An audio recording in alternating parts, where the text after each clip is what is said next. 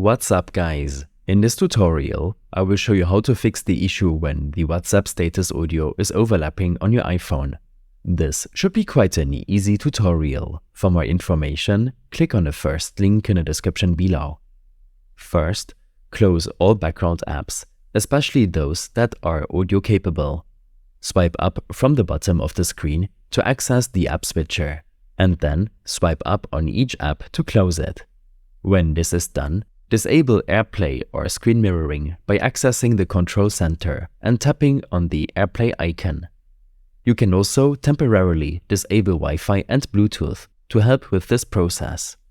Disconnect any audio-capable devices such as headphones or Bluetooth speakers, which could be faulty or causing interference.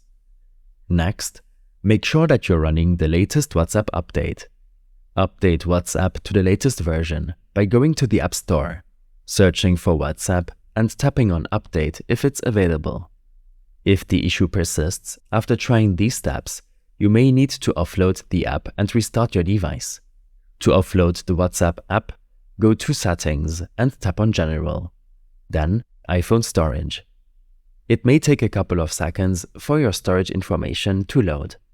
Find WhatsApp in the list of apps. Tap on it and then select Offload app. This will reinstate the application as if it was re-downloaded from the App Store. When this is done, proceed to restart your device and the WhatsApp overlapping problem will be fixed. These steps and more information will be available in my extensive guide linked in the description below. I hope this helped you out. Leave a comment if you have any questions and see you in the next one.